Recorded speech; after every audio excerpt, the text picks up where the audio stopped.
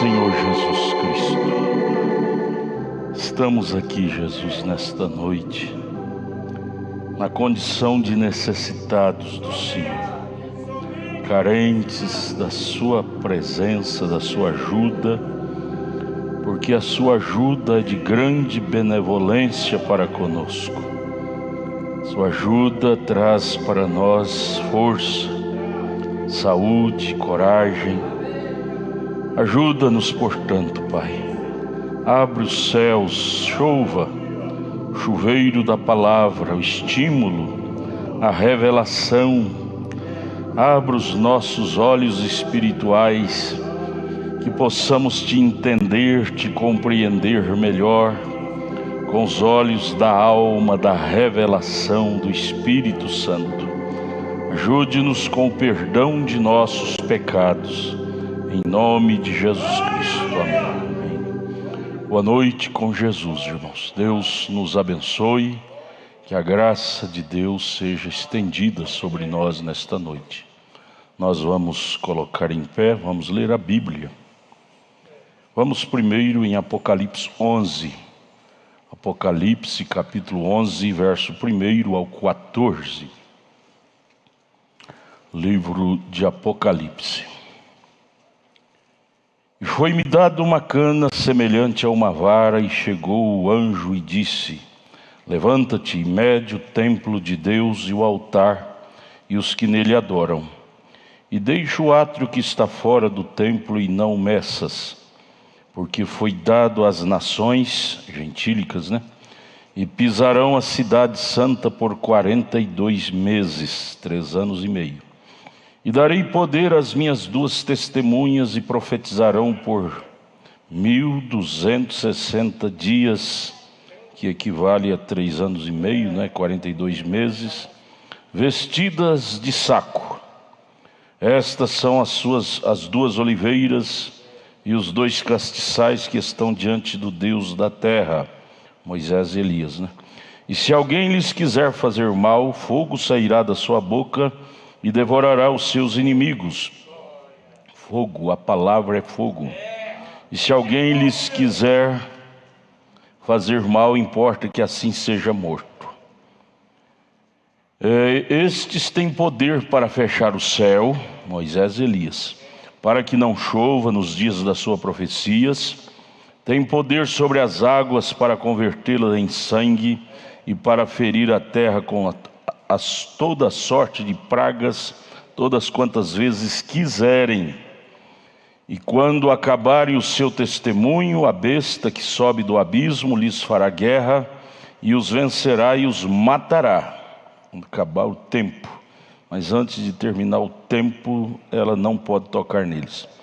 Jazerão seus corpos mortos na praça da grande cidade, que espiritualmente se chama Sodoma e Egito, onde o seu Senhor também foi crucificado. E homens de vários povos, e tribos, e línguas, e nações verão seus corpos mortos por 3 dias e meio, e não permitirão que os seus corpos mortos sejam postos em sepulcro. E os que habitam na terra se regozijarão sobre eles, e se alegrarão, e mandarão presentes uns aos outros, por eles ter matado eles, Porquanto esses 2 profetas tinham atormentado os que habitam sobre a terra. E depois daqueles 3 dias e meio, o Espírito de vida vindo de Deus entrou neles, e puseram-se sobre seus pés, e caiu grande temor sobre os que os viram. E ouviram uma grande voz do céu que lhes dizia: Subi cá. E subiram ao céu em uma nuvem, e os seus inimigos os viram. E naquela mesma hora houve um grande terremoto, e caiu a 10ª parte da cidade, e no terremoto foram mortos 7.000 homens, e os demais ficaram muito atemorizados, e deram glória ao Deus do céu. É passado o 2º ai, e eis que o 3º ai cedo virá. Jesus, são coisas que hão de ser, referindo-se aos seus hebreus que estão lá esperando por esse dia, por esta visitação. Eles leem isto e creem que isto é real, esperam por isto. Ajuda nós, os gentios, Pai, estarmos atentos aos seus escritos, como os judeus estão atentos. Dá-nos a vigilância, a prudência, em nome de Jesus Cristo. Amém. Podeis assentar, irmãos. Nós estamos estudando a mensagem, o quinto selo. Vamos prosseguir na página 39. Página 39, no parágrafo 297. Quinto selo, página 39, parágrafo 297. Agora observe esses judeus. Eu tenho que fazer isto a fim de que vocês vejam a revelação deste selo. Vejam o que é ele, estas almas sob é de baixo, do altar, e quem são elas? Agora observe. No tempo de Daniel, agora a segunda metade da 70ª semana, agora recordem, o Messias seria tirado no meio da última semana, não é 70ª. Este é o meio. Bem, qual é a metade de 7? A congregação diz 13,5. 13,5. Por quanto tempo Cristo pregou? 3,5, né? 3 anos e meio, correto? Agora, mas está determinada ainda para o povo o quê? Outros 3 anos e meio que resta da última metade da 70 semana de Daniel. 299. Bem, durante esse tempo, ora, veja o que acontece é que, durante esse tempo, até eles receberem esses 2 profetas, durante esse tempo agora, a noiva gentia é selecionada nas 7 eras da igreja e sobe. Durante esse tempo da dispensação gentílica, a noiva gentia é selecionada dentre os gentios. E nós queremos ser parte desta seleção de Deus nesta última era. Você deve regozijar. Você é parte desta seleção de Deus. Nós, a igreja gentia, estamos em nosso tempo. E mais do que isto, estamos já no finalzinho. O sol para os gentios está se pondo. Está se pondo. E Deus não trata com 2 povos ao mesmo tempo.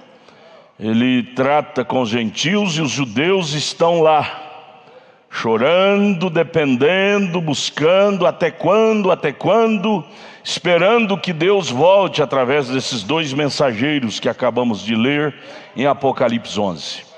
Que Deus volte a tratar com eles. Mas vamos ler de novo 299, parágrafo 209.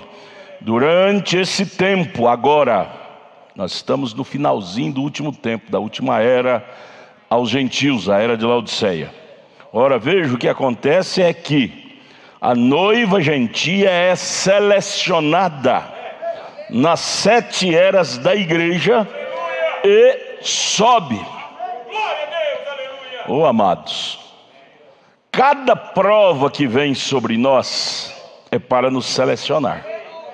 Cada luta não é para nos desanimar e nem para nos fazer voltar atrás. Você deve entender isto para o seu bem. Cada prova, cada demônio que cruza o seu caminho nessa estrada da vida é a sua seleção. É o seu teste, é o nosso teste. E com isso Deus está nos selecionando para algo mais especial com nossas vidas. E depois, no final, ela sobe, e então Deus desce através de Moisés e Elias para responder esse clamor dos judeus de Apocalipse 6, verso 9. Parágrafo 300. E quando isto acontece desta forma, todos estes judeus que foram martirizados ali por causa da cegueira deles, não é? Deus os cegou por amor de nós, que se Deus não os tivesse cegado, nós, os gentios, não teríamos a chance de conhecer a nossa salvação, de sermos salvos. Veja, eles estão no altar, debaixo do altar. Deus vem e diz: vem vocês, o que foi isto? Vem vocês, agora eu darei a cada um de vocês uma veste. Eles disseram: até quando, Senhor? Entraremos agora? Disse: não. Vossos companheiros judeus ainda têm que sofrer um pouquinho. Eles têm que ser martirizados como vocês foram martirizados. A besta os apanhará quando romper o seu pacto.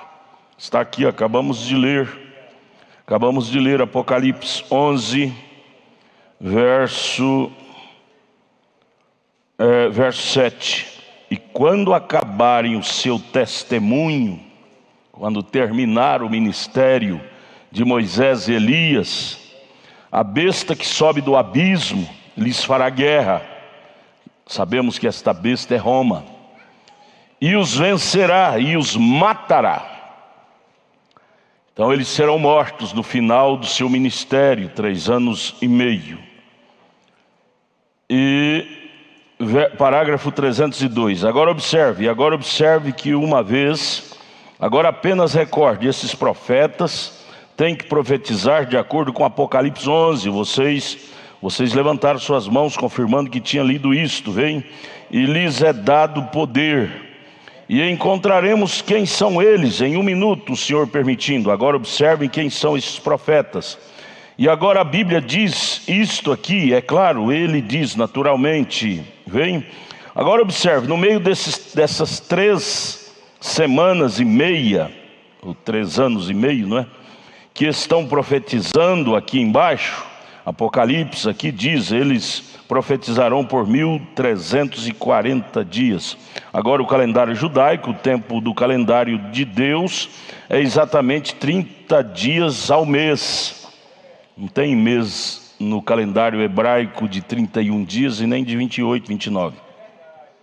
O calendário romano foi que causou a confusão. No calendário normal são 30 dias no mês.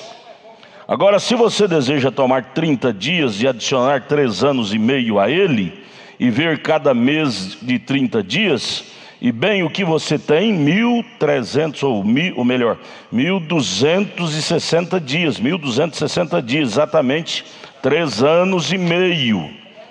Agora veja você, não há nenhum engano nisto. Aí está, isto enquadra perfeitamente como um rabo de andorinha. Observe, aqueles 2 profetas pregarão por 3 anos e meio aos judeus nesse tempo, são chamados 144 mil. Ministério de Deus aos judeus. 308, e então observe, esses 2 profetas são exatamente Moisés e Elias, vem. Agora veja o ministério deles. Agora observe o que estes profetas fazem. Eles têm poder para ferir a terra com pragas, o quanto quiserem. Quem fez isto? Moisés. Eles têm poder para fechar os céus para que não chova durante o tempo do ministério deles. Quem fechou os céus por 3 anos e meio? A congregação responde: Elias. Aí estão eles, esses são eles, vejam, são. Nós acabamos de ler aqui o retrato escrito deles em Apocalipse 11. Só ler a Bíblia você saberá o nome deles, né? 309. Vejam, o homem quando ele morre, ele não muda seu estado, ele não muda sua constituição. Veja, olhe, quando Saul se apostatou e não havia nenhum profeta na terra, ele não sabia o que fazer, e ele estava contra isto. Ele estava indo para a batalha, ele foi até a feiticeira de Endor. Agora, com apenas o sangue de boi e cabras, ela pôde fazer isto. E ela chamou pelo espírito de Samuel. E quando Samuel apareceu, Ali se colocou ele com seu manto de profeta. Não apenas isto, mas ele ainda continuava sendo um profeta, mesmo depois que morreu. A morte não muda nosso espírito, ela só muda nosso lugar de morada. Deixamos de ser corpos terrestres, nos tornaremos corpos celestes. Mas a morte não muda a natureza de nosso espírito. Samuel era profeta quando vivia, e quando morreu, aquela feiticeira o chamou, ele continuou sendo profeta, profetizou que Saul morreria no dia seguinte, e assim aconteceu. Disse, Samuel veio e disse para Saul: por que me tiraste do meu descanso? Veja, ele disse, vendo que tu és inimigo de Deus, ele disse, amanhã à noite, veja a profecia, Samuel profetizando que Saul morreria, amanhã à noite por esta hora, tu cairás na batalha, e por esta hora, amanhã à noite, tu estarás comigo. É baseado nisso que o profeta, boca de Deus, sustenta que Saul foi um salvo. Se amanhã à noite tu estarás comigo, o profeta Samuel dizendo, é lógico que Samuel não estava no inferno, Samuel estava na região dos salvos. Então Saul foi para estar com Samuel, na região dos salvos. Isto vale dizer que quando Deus te salva, Ele te salvou. Se você erra, se você peca, se você faz coisas erradas, você purgará como Saul purgou caríssimo pelos erros que ele praticara durante a vida. Mas que ele foi para estar na região dos salvos, pós-morte foi. Samuel profetizou aqui. E foi exatamente isto que aconteceu. Veem, não apenas ele continuava sendo um profeta. Veem, 313. E estes companheiros continuam sendo profetas, Moisés e Elias, como Samuel. Moisés e Elias continuarão sendo profeta, desempenhará o ministério profético de 3 anos e meio, Moisés representando a lei, Elias representando os profetas. Agora iremos nos aprofundar um pouquinho nisso, só por alguns minutos, o Senhor permitindo, hein? Oh, que coisa, como eu amo esta palavra. Não é de admirar que não só de pão viverá o homem, mas de toda a palavra que procede da boca de Deus. Estes dois profetas são Moisés e Elias, de acordo com a repetição de suas obras. Retrato escrito aqui em Apocalipse 11, acabamos de ler. Esse sempre tem sido o ministério deles. Agora notem exatamente como eles fizeram. Aquilo não os mudou. Não mudou. Se Elias ressuscitasse fisicamente hoje e fosse pregar, ele levantaria a mesma bandeira que ele levantou quando ele vivia aqui, contra o sistema jezabelita e contra a mistura de Acabe com Jezabel. Aquilo não os mudou. Oh, amados, se a característica deles nem a morte os fez mudar, por que que nós hoje temos que mudar?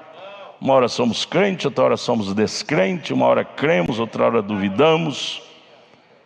Veja, aquilo, a morte, falando da morte de Moisés e Elias, aquilo não os mudou de opinião, de espírito, de característica, de natureza, de caráter. Oh Deus, ajude a nós. Não deixa nada mudar a natureza do nosso espírito, não. Não deixa as lutas, as provas que vêm no caminho mudar a natureza de nosso espírito, não. A qualidade de cristianismo. Grande perigo é o tentador, as tentações que cruzam o nosso caminho, forçar nós mudar de comportamento. Mas devemos estar de joelho dizendo: Senhor, mantenha-me no Espírito do Senhor. Mantenha meu caráter puro. Mantenha minha personalidade, minha natureza, meu espírito puro. Não deixa nada me mudar para o mal, não, meu Deus. Amém. Aquilo não os mudou. Paulo falou isto lá em Romanos 8:35, nem as lutas, nem as provas, nem o presente, nem o porvir, nem a altura, nem a profundidade, nada poderá me mudar. Nada poderá me mudar de Cristo, me separar de Cristo. Tem que vir lutas, tem que vir provas para nós sermos aprovados. Como poderíamos dizer que fomos aprovados se não passamos por prova, por luta, por tribulações, não é? Porém, tratando deles, Samuel e agora Moisés e Elias, nada os mudou. Aleluia. Senhor, não deixa nada mudar a sua igreja, não. Não deixa nada mudar ela de opinião, mudá-la de espírito, mudar de comportamento. Ajude a nós, Deus. Recorde, esses sujeitos nunca morreram. Observe isso por um minuto. Elias foi arrebatado, carruagem de fogo. Moisés procuraram o corpo dele quando ele desapareceu e não acharam. A Bíblia, São Judas, diz que o arcanjo disputou o corpo dele com Satanás. Satanás disputou com o arcanjo Gabriel e não o pegou. Foi levado embora. Eles estão vivos. Quer Bíblia para isso? São Mateus 17. 700 anos mais tarde, Elias e Moisés foi encontrado vivo no Monte da Transfiguração, assistindo a adoção de Jesus Cristo lá no monte. Vivos, vivos. Eles não morreram. Por isso que Paulo diz: quem está em Cristo não morre. O irmão Branham disse: se um dia vocês ouvirem dizer que William Branham morreu, não creiam nisto. Eu estarei vivendo na região dos vivos, dos salvos. Você também, nós também. Ao fechar nossos olhos para este mundo de cá, entraremos naquele corpo celestial do mundo de lá, e lá sim é que viveremos bem, bem melhor do que de cá. Bem melhor do que de cá. Ou se pudesse ser hoje, seria a melhor coisa para nós, não é? Ir embora para aquela dimensão de lá. Lá é bem melhor do que a de cá. 316, agora não confunda, antes de terminar com isso, não confundam o quinto ministério de Elias com seu quarto ministério. Quinto é para os judeus, quarto é para os gentios. Eu tenho dito a vocês, a igreja gentia está esperando por Elias, correto? Esperando. O irmão Branham era modesto. Você não dificilmente vê o irmão Branham dizer: eu sou Elias, o quarto ministério de Elias. Dificilmente. Ele dizia assim: estamos esperando por ele e tal. Modesto. Você vê a característica do verdadeiro. Ele nunca é um exibicionista, dizendo eu. Não, ele: estamos esperando, se não for eu, aparecerá, não é? E ele não brigava com as pessoas que diziam que ele era falso profeta. Ele dizia: eu sou falso, deixa eu continuar. Não, ninguém muda o falso, né? 41, parágrafo 317. E aqui ele está com os judeus. Recordem, ele não pode vir 4 vezes. Este é o número do inimigo. Tem que ser 5 vezes, não é? Elias, repetição do ministério de Elias, biblicamente, cronologicamente da Bíblia. A primeira vez ele veio com Elias, o tisbita mesmo, ele mesmo. Na vez seguinte ele veio, foi Eliseu. Porção dobrada do ministério de Elias estava sobre Eliseu. A próxima vez ele veio, Malaquias 1, João Batista. O ministério de Elias Você vê lá dizendo Elias, Elias, mas quando surgiu foi João Batista, Malaquias 3. E na próxima vez, que é agora a quarta vez que vem, é para o 7º anjo. Ministério de Elias. Deus gostou muito da franqueza, da seriedade, da integridade do ministério de Elias. Lá da primeira vez que ele veio diante de Acabe, que Deus prometeu repetir isto mais 4 vezes, né? Contando com aquelas 5. E a 5ª vez que ele vem, ele estará com Moisés lá pregando para eles, os judeus. Naturalmente, sim Senhor, não faça confusão com ele. Amém? 319. 5. Se você conhece seus números na Bíblia, 5 é o número da graça laboriosa. E é isto que ele tem feito. Agora observe, se você deseja saber onde está isto, Jesus era um trabalho da graça. J-E-S-U-S, 5 letras. Labor, L-A-B-O-R, 5 letras. É isto, certo? Labor, por amor a você. E se você chega até ele, como você chega através de quê? Fé. No labor, é isto correto? Labor é o número da graça, correto? Para o crente. Observe, o primeiro Elias foi ele mesmo, o tisbita. O segundo foi Eliseu. O terceiro foi João. O quarto foi o 7º anjo. O último mensageiro, a igreja gentílica, né? De acordo com Malaquias 4 e Apocalipse 10:7. Agora, a 5ª vez, ele é um mensageiro aos judeus, aos 144.000, para os judeus, depois que a igreja partir. Ô irmão, não queiramos ficar aqui para assistir o ministério de Elias para os judeus. Será horrível, horrível a sensação de estar aqui, porque você vai ter a sensação que perdeu o seu arrebatamento. Quem estiver aqui assistindo, que isso vai ser televisionado para o mundo inteiro, ministério fenomenal, convertendo água em sangue, cerrando os céus para não chover por 3 anos e meio, será horrível. E mais horrível para nós os gentios, para os judeus até que não, porque lá haverá chance de salvação deles.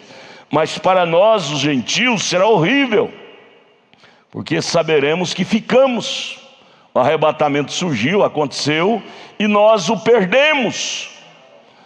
Gente, nessa hora entra o desespero na alma da gente, dizendo, como o irmão Brana grita na mensagem de desespero, ali no início, ele diz: Senhor, se há uma coisa que eu te peço, é que tu não me deixes para trás.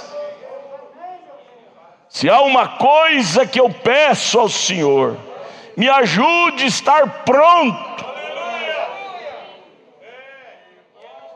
Se tenho que purgar, que eu purgue hoje, para eu não ficar para trás naquele dia. Se tenho que purgar, que eu purgue hoje de meus erros, de meus pecados.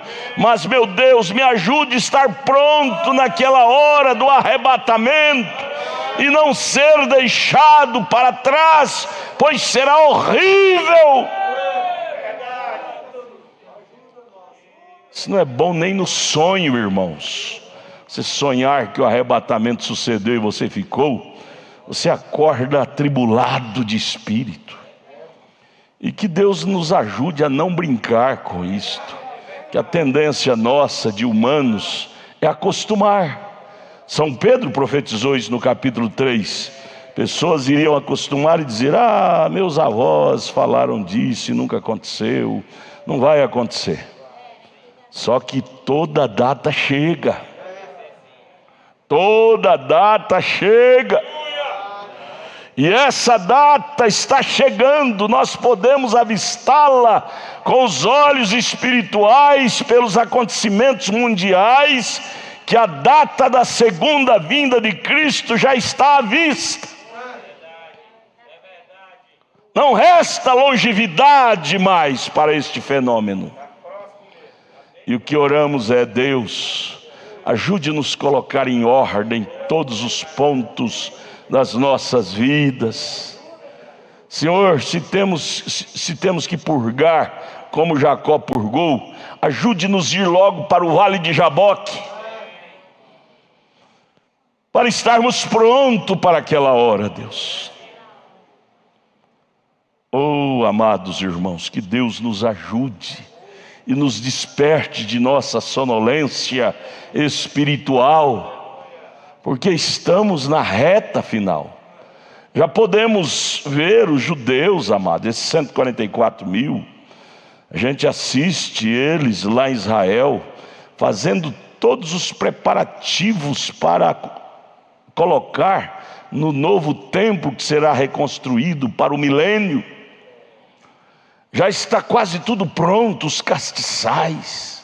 Outro dia eu vi o arsenal deles, irmão Marquinhos. Já está quase tudo pronto. Arsenal que é colocado no templo, baseado lá no templo de Salomão, os castiçais, aquelas ornamentálias, tudo estão quase prontos para ser colocado no novo templo, porque no lugar do templo está ela no lugar dele, a mesquita de Omar, que é o templo, a igreja dos muçulmanos, no lugar do templo. Jesus disse em São Lucas 17, ela será tirada do lugar dele, ela, a mesquita, será derribada e eles levantarão o templo novamente ali. Final da profecia desses dois profetas, ela cairá e esse templo será reconstruído e eles vão estar adorando ali novamente.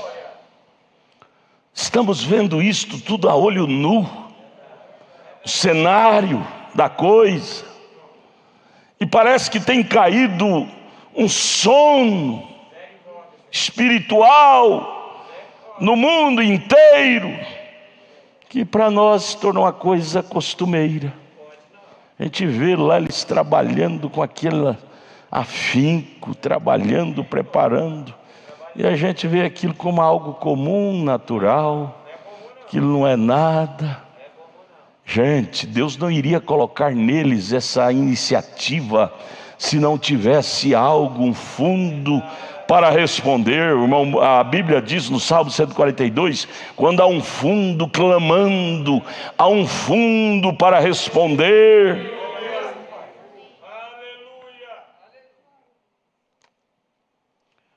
Oh Deus, ajude a nós, Senhor. É o 321. 321, eu apenas me sinto um pouquinho estranho.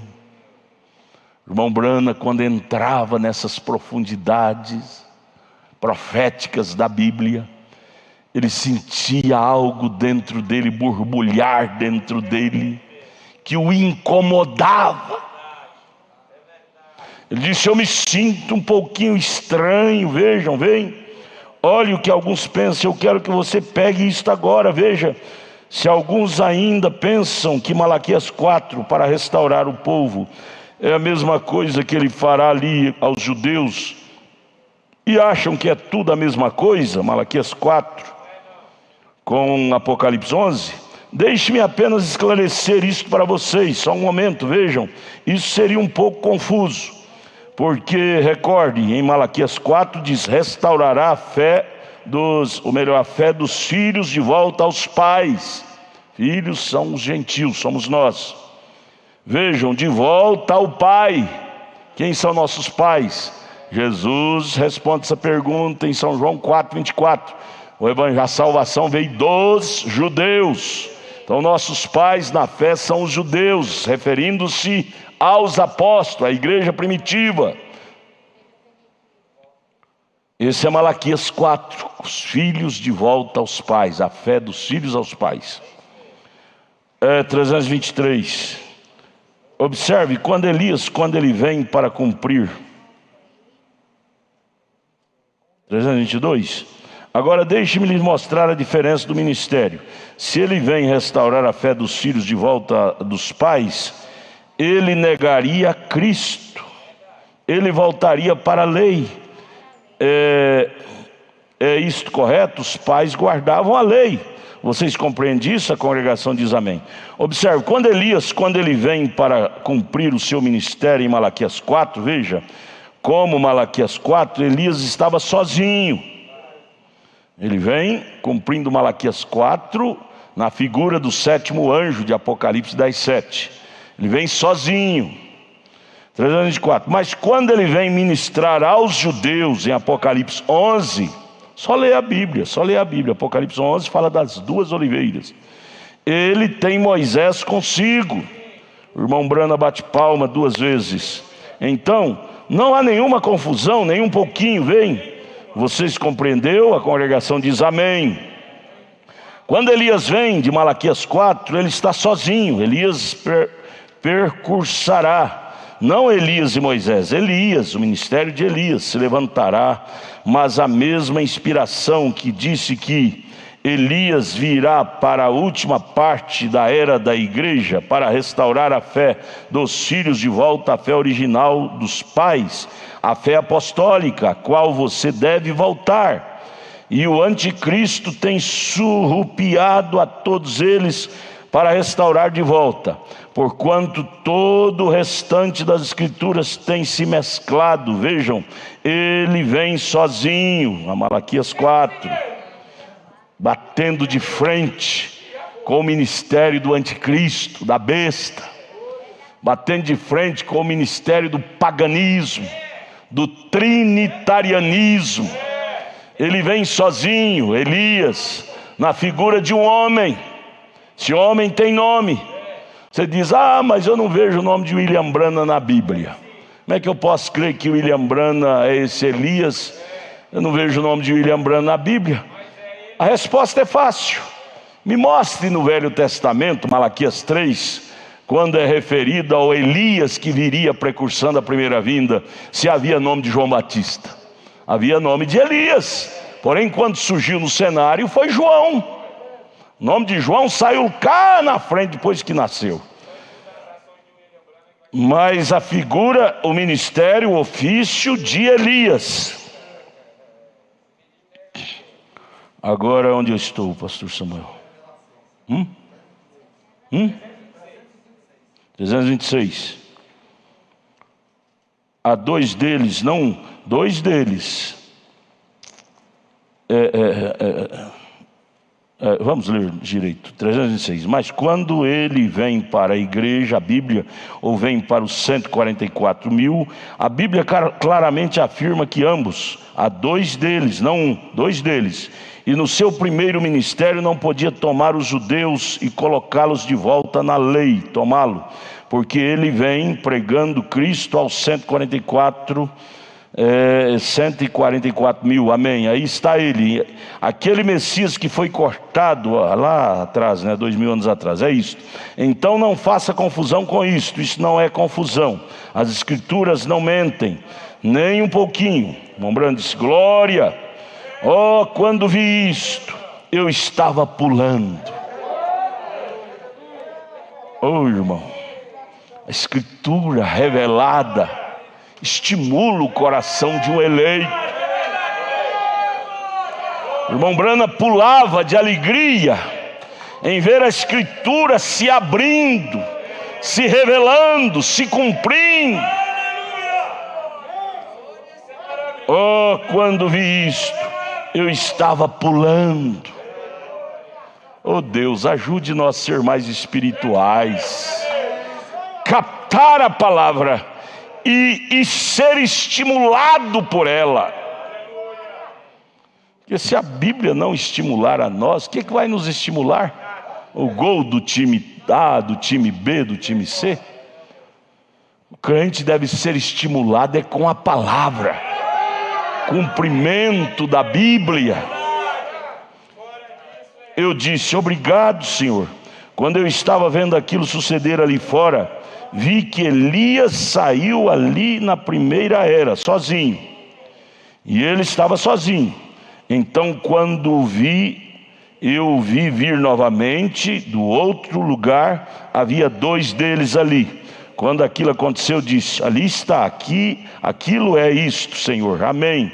Eu vejo isto agora, aleluia, é exatamente. Isso aqui é palavra profética. Para você entender a Bíblia, você tem que crer em profeta, porque a Bíblia se torna um enigma, uma confusão, uma parábola, se você não tiver o espírito de profeta, um profeta para revelá-la. O irmão Branham disse: eu vi, quando ele veio da primeira vez sozinho, mas quando ele vem agora fisicamente, literalmente na segunda vez, eu vi dois. Alguém estava com ele, Moisés, no caso de Apocalipse 11. Eu vi. Agora, se você não crê em profeta, você vai ficar confuso. Como é que pode? E ele disse: eu vi Elias. Por isso que as pessoas que não têm profeta se corrompem, porque aí tem que crer na interpretação de teólogos, e teólogo não tem espiritualidade profunda para dizer isto é isto. Amós 3,7 diz que estas profundidades Deus só revela aos seus servos, os profetas, não aos teólogos, aos profetas. Coitado de quem não crê em profeta, fica seguindo teologia, interpretação do líder A, B, C, e cada um forma seu quadro, sua visão, e leva o povo a ter a sua opinião. Aqui não se trata de opinião de William Branham, aqui se trata da opinião da Bíblia. Ele diz: eu vi. É a mesma coisa de Gênesis 3. Ele diz: eu vi a Eva tendo coito com a serpente, como se vê num vídeo, a olho nu. Quem não tem profeta diz que é loucura dizer que a Eva teve coito com a serpente. O irmão Branham diz: eu vi. Amados, coisa boa é crer num profeta. Isso é privilégio de poucos. Isso é privilégio de poucos. Maioria que não tem profeta não crê, mas eles vão ter que crer em alguma coisa. Ninguém fica neutro. Eles vão ter que crer em alguma montagem teológica de algum líder. A Bíblia não é de particular interpretação. A Bíblia vem das entranhas de Deus para as entranhas do crente, por revelação, não por interpretação. 328. Se eu não tivesse mencionado isso ficaria um pouquinho confuso para alguém, mas ele me disse para mencionar isto, então eu fiz. O Espírito Santo, ele chamava a atenção do irmão Branham para ele repetir certas coisas, certas frases, para esclarecer melhor ao povo. 329. Observe, esses homens são mantidos vivos por Deus, desde seu ministério original a um trabalho futuro. Aí então esse que responde a pergunta: por que Moisés e Elias foi visto no Monte da Transfiguração vivo? Eles não morreram? Não morreu. Deus os manteve vivos para um ministério futuro. Sabe por quê? Porque a Bíblia tem que se cumprir, um homem morre só uma vez, né? Então eles não podiam ter morrido. Moisés morreu. Me conta qual foi a sepultura que sepultaram eles. Onde viu ele? Eles serviram muito bem, vem? Apenas pense, aquele espírito de Elias ministra 5 vezes, Moisés 2, o quê? Observe, mantidos vivos para a posterior obra futura. Nenhum deles está morto agora, não creia você nisto. Ambos foram vistos vivos, conversando com Jesus no Monte da Transfiguração, mas recordem, eles devem morrer. Vai acontecer aqui, Apocalipse 11, verso 7. Quando acabar o seu testemunho, a besta que sobe do abismo, trevas, não é? Roma, lhes fará guerra e os vencerá e os matará. Aí sim, eles serão mortos, literalmente. 331. Agora Moisés realmente morreu, mas ele ressuscitou porque ele era um tipo perfeito de Cristo. Manteve vivo. Vem, ninguém nunca soube onde ele foi enterrado. Os anjos vieram e o levaram. Vem, ele tinha anjos carregadores. Porque nenhum mortal poderia carregá-lo para onde ele estava indo. Ninguém carregou ele para sepultura nenhuma. Os anjos o levou para a glória. Corpo, nem o corpo dele ficou. Ele apenas passou por um ato. Isto é tudo. Ele tinha anjos carregadores. Vejam, porque eles o levaram para onde ele deveria estar. Ninguém sabia. Ele deveria estar lá na região dos vivos, esperando agora que está chegando a hora dele ministrar pela segunda vez aos judeus. Ele está prontinho lá. Moisés está prontinho lá, na região dos vivos, só esperando a noiva subir e Deus descer. Moisés, agora desce. Agora você vai exercer lá seus 3 anos e meio, aquele ministério forte que você tem. Você encarou a Faraó, encarou aqueles magos, e você não mudou de característica, de qualidade, de ministério. Você vai descer lá. Ele está esperando esse estalar de dedo de Deus para vir. Só que para isso acontecer, Deus tem que tirar a noiva gentílica, que Deus não trata com 2 povos ao mesmo tempo. Ele tem que arrebatar a noiva. Amados, nós estamos a um fio de navalha. Oh Deus, isso deve fazer nossas pernas tremerem. A hora é muito tardia. Todos eles estão olhando fitos para nós.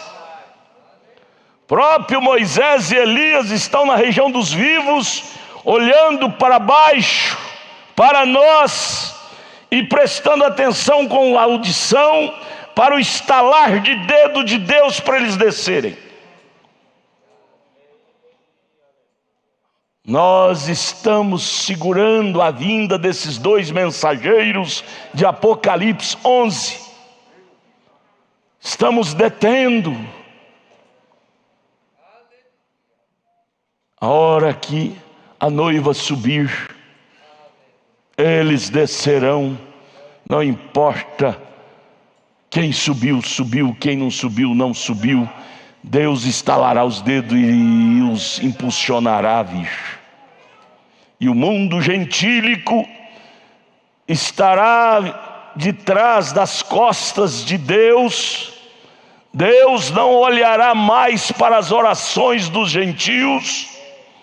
Deus não ouvirá lágrimas mais dos gentios, porque o tempo dos gentios então terá acabado. Então não haverá mais sangue para os gentios. Então não haverá mais misericórdia para os gentios, porque agora é tempo do reino dos judeus, da restauração do reino dos judeus. Ai de nós em perder nossa chance, meu Deus. Irmãos, irmãs, que perdamos tudo aqui. Vamos tirar a mão dessas coisas aqui. Vamos tirar a mão dessas coisas aqui. Que perdamos tudo aqui, mas que não percamos o nosso arrebatamento. Vamos tirar a mão dessas coisas naturais. O irmão Branham disse na mensagem Segunda Vinda de Cristo, parágrafo 17, ele disse: eu não temo que as coisas espirituais tirará a noiva do rapto, porque ela é vigilante no espiritual. Ele disse: eu temo que as coisas naturais a atrapalhem. Eu não temo, deixa eu repetir, é Segunda Vinda de Cristo, parágrafo 17. Eu não temo que as coisas espirituais atrapalhará a noiva, porque ela está bem vacinada. doutrinas erradas, ismo e coisa e tal. Mas ele disse: eu temo que as coisas naturais as atrapalhem. Coisas naturais, julgo desigual, negócios, dívidas, enrolado em dívidas,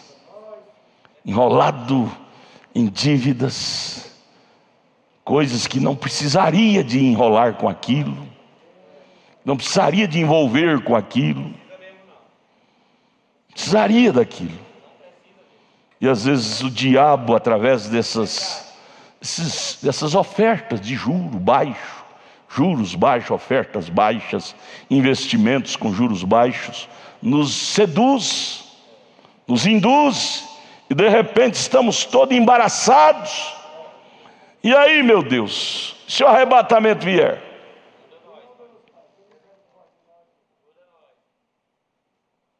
Deixa eu repetir, segunda vinda de Cristo, parágrafo 17.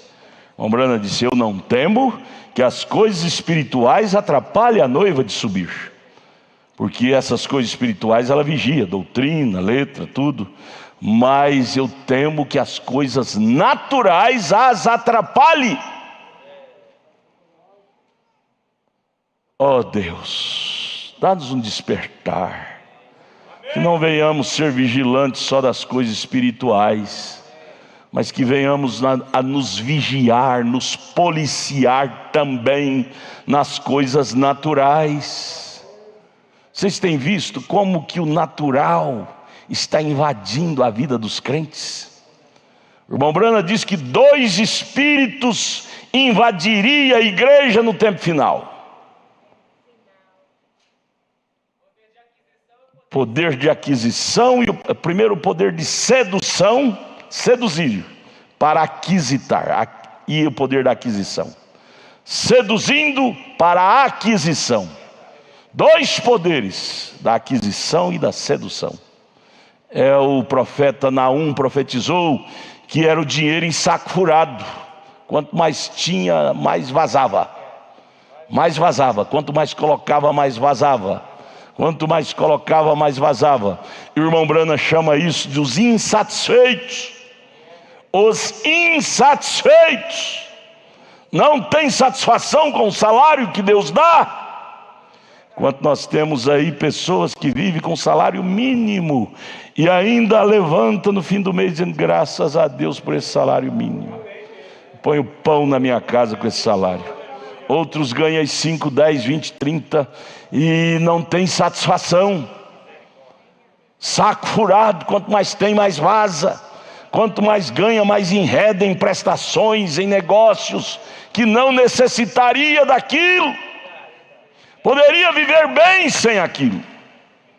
E aí depois tem que ter aquela mente pesada, preocupada, como pagar. Se os negócios não dão certo como foi programado, aí tem que devolver sem pagar. E o arrebatamento? Porque a preocupação desvia a nossa fé do arrebatamento. Que aí dobramos o trabalho. Tudo que o diabo quer é nos enredar com preocupação, com dívida. Porque aí você tem que arrumar 2, 3 empregos para pagar aquela dívida que você se enredou quando não precisava daquilo. E aí tem que trabalhar dia e noite, aí não ora mais, não lê mais a Bíblia, não vem mais na igreja, porque está apertado, tem que pagar dívida, pagar. 2 espíritos operariam no fim do tempo. Aquisição, ou seja, sedução para aquisição. Deus, abra nossos olhos espirituais, nos livre desses laços. Amados irmãos, nós às vezes pensamos que o laço pior do diabo o homem pensa, é mulher. A mulher pensa, é homem. Isso é um laço muito visto. Você se protege dele mais fácil.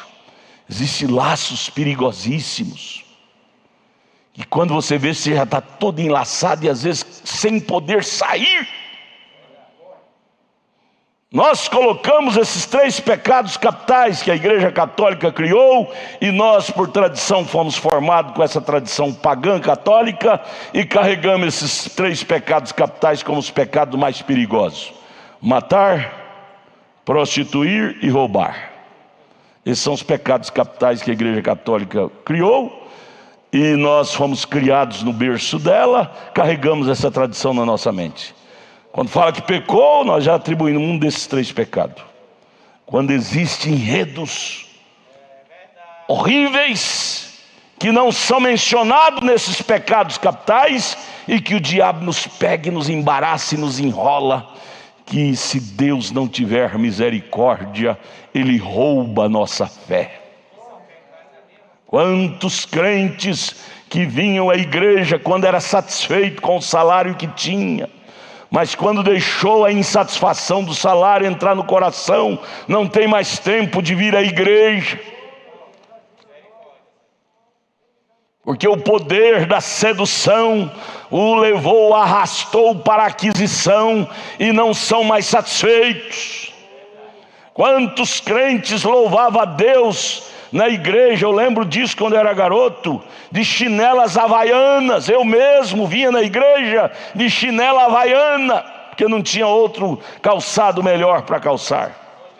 Calça mescla, naquele tempo era o plano de a mescla, remendada, mas alegre, batia palma e cantava.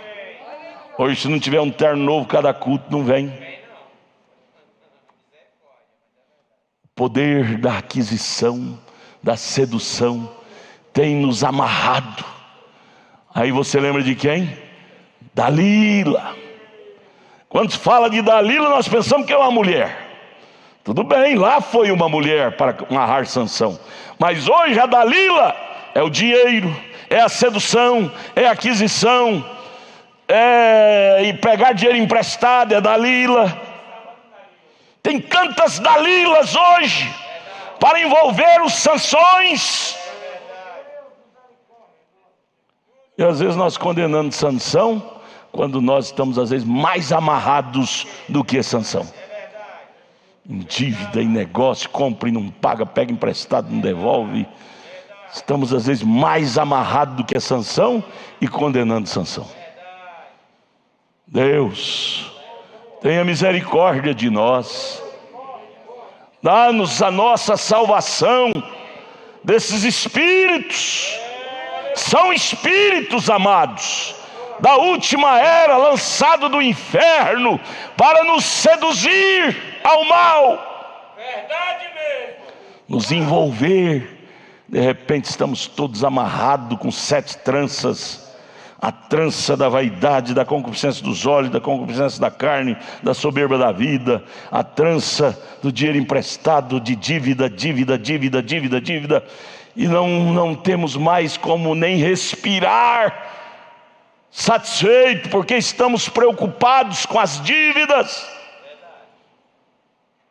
amarrados. Sansão de novo amarrado. Estamos vendo novamente o Sansão amarrado. Sabe o que fez Sansão desamarrar? Desespero. Se nós não cair em desespero, irmãos, não vai haver derrubada do templo de Dagon, não. Se nós não cairmos com lágrimas e dizer: Deus, vingue as minhas forças, estou amarrado, estou até cego para as coisas de Deus, somente uma vez mais, Senhor, a Dalila me amarrou.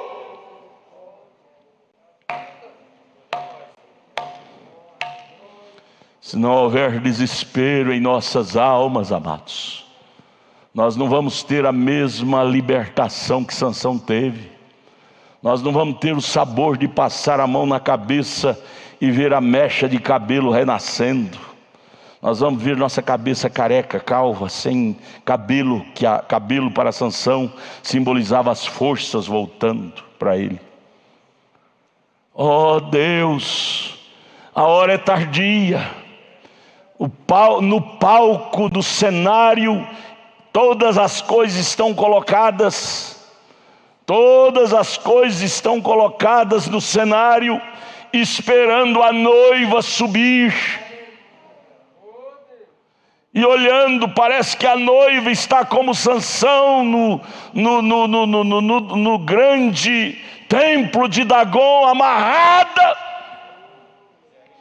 Estamos amarrados com tantas coisinhas desta vida. Amarrado com filho, com parente, com pessoa, amizadinha lambancenta. Amarrado com lambança.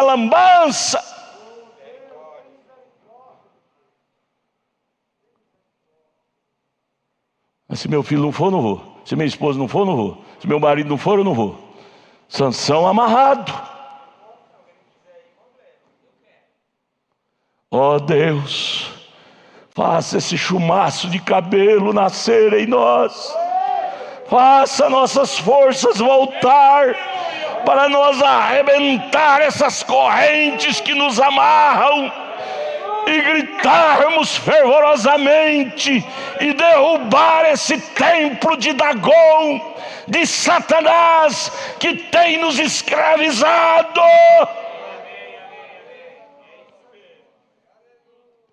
Dá-nos desespero, Jesus.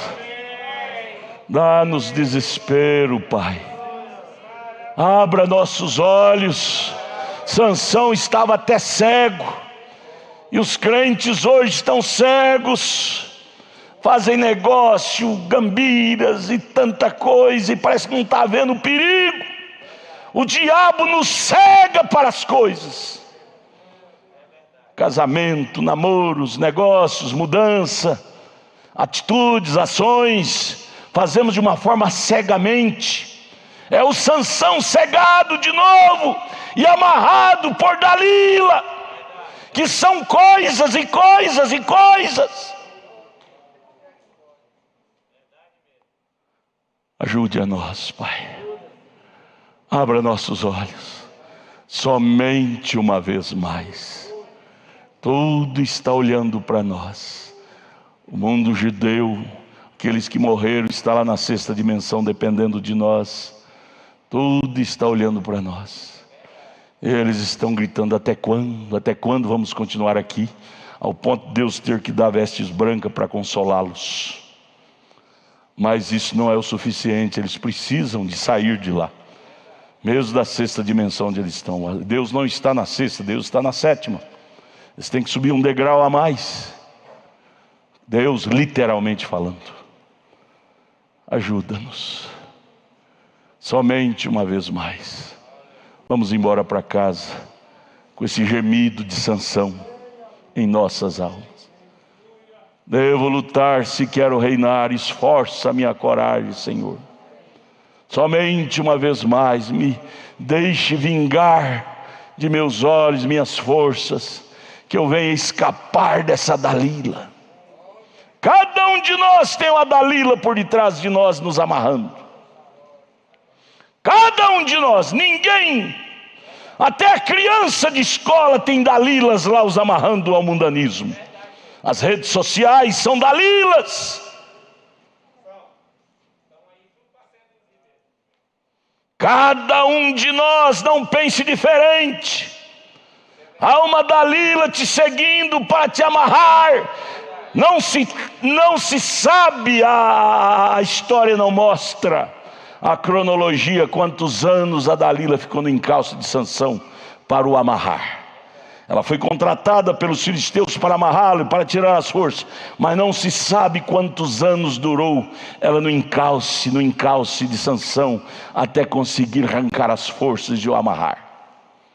Não se sabe. O diabo não tem pressa de te amarrar, mas ele busca cada oportunidade para dar mais uma arrochada. Você já viu o sucuri arrochar os animais que ele pega lá na água? Ele vai arrochando devagarinho, ele não tem muita pressa. Devagarinho até quebrar. Quebra um osso, quebra outro osso, devagarinho. Até quebrar, ele quebra até um bezerro e engole.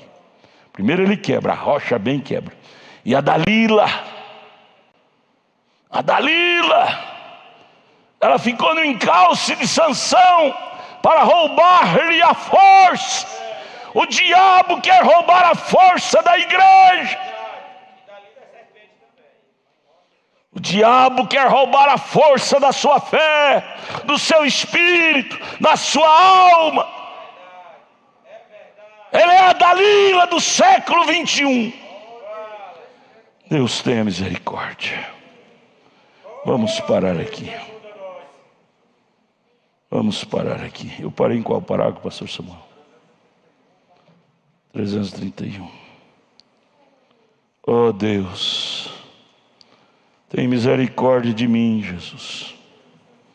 Me ajude a abrir meus olhos para não ser um Sansão.